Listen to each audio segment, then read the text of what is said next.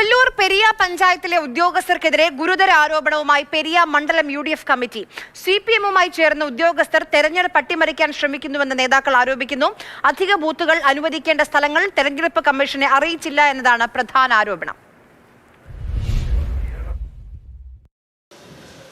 കേരളത്തിൽ തദ്ദേശ തിരഞ്ഞെടുപ്പിന് കേവലം ഒരു മാസത്തിലധികം കുറവ് ദിവസങ്ങൾ മാത്രമുള്ള ഒരു സാഹചര്യത്തിലാണ് പെരിയയിലെ കോൺഗ്രസ് പ്രവർത്തകർ ഏറെ ഗുരുതരമായ ഒരു ആരോപണവുമായി രംഗത്ത് വന്നിട്ടുള്ളത്. എന്താണ് യഥാർത്ഥത്തിൽ പ്രശ്നം? ഉദ്യോഗസ്ഥരുടെ ഭാഗത്തുള്ള വീഴ്ചയാണോ? CPM പുല്ലൂർ പെരിയ പഞ്ചായത്തിൽ തെരഞ്ഞെടുപ്പ് അട്ടിമറിക്കാൻ ഒരുപറ്റം ഉദ്യോഗസ്ഥന്മാരെ കൂട്ടുനിർത്തി ഇലക്ഷൻ കമ്മീഷനെ പോലും തെറ്റിദ്ധരിപ്പിക്കുന്ന രീതിയിൽ ഒരു നിലപാട് സ്വീകരിച്ചു എന്നുള്ളതാണ് ഞങ്ങളുടെ ഏറ്റവും പ്രധാനപ്പെട്ട പരാതി. പുല്ലൂർ പെരിയ ഗ്രാമപഞ്ചായത്തിലെ 19 വാർഡുകളാണ് ഇപ്പോൾ നിലവിലുള്ളത്. അതിൽ 7 വാർഡുകളിൽ 1300-1300-ലധികം വോട്ടുകളുള്ള 7 വാർഡുകളുണ്ട്. ഈ വാർഡുകൾക്കെല്ലാം ബൂത്തുകൾക്കെല്ലാം യഥാർത്ഥത്തിൽ ഓക്സിലറി വാർഡുകൾ അനുവദിക്കണം. ഇതുമായി ബന്ധപ്പെട്ട് 35 ടോട്ടൽ ബൂത്തുകൾ വേണം എന്നാവശ്യപ്പെട്ടുകൊണ്ട് സർവകക്ഷി യോഗത്തിൻ്റെ തീരുമാനം പഞ്ചായത്തിൽ നിന്ന് പോയതാണ്.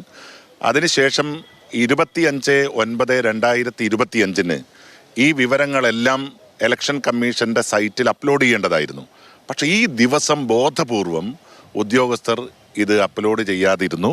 അപ്പോൾ അതൊരു ഉദ്യോഗസ്ഥന്മാരുടെ ഭാഗത്തു നിന്ന് വന്ന ഒരു കൈപ്പിഴവല്ല, മറിച്ച് CPM ഉദ്യോഗസ്ഥ സംഘം ഈ തെരഞ്ഞെടുപ്പിൽ UDFനെ പരാജയപ്പെടുത്താൻ നടത്തിയ ബോധപൂർവമായിട്ടുള്ള അട്ടിമറിയാണ്. കാരണം പുല്ലൂർ പെരിയ പഞ്ചായത്തിൽ UDFന്റെ ശക്തി കേന്ദ്രങ്ങളായിട്ടുള്ള 7 വാർഡുകളിലാണ് ഇങ്ങനെ ഒരു അട്ടിമറി നടന്നിരിക്കുന്നത്. പ്രത്യേകിച്ചും ശരത് ലാലിൻ്റെയും കൃപേഷിൻ്റെയും ധീരരക്തസാക്ഷിത്വം സംഭവിച്ചിരിക്കുന്ന തന്നിത്തോട് 4-ാം വാർഡ്, അതുപോലെ തന്നെ UDFന്റെ ഏറ്റവും വലിയ ശക്തി ദുർഗം മുസ്ലിം ലീഗിൻ്റെ സ്ഥാനാർത്ഥി മത്സരിക്കുന്ന കുണിയ, അതുപോലെ തന്നെ പുല്ലൂർ പെരിയ ഗ്രാമപഞ്ചായത്തിൻ്റെ പ്രസിഡന്റ് പ്രതിനിധാനം ചെയ്യുന്ന 15-ാം വാർഡ്, കഴിഞ്ഞ തവണ UDF അട്ടിമറി വിജയം നേടിയ പെരിയ ഗ്രാമത്തിലെ 18-ാം വാർഡ് ഉൾപ്പെടെയുള്ള സ്ഥലങ്ങളിലാണ് ഈ ഒരു അട്ടിമറി ഇപ്പോൾ നടന്നിരിക്കുന്നത്.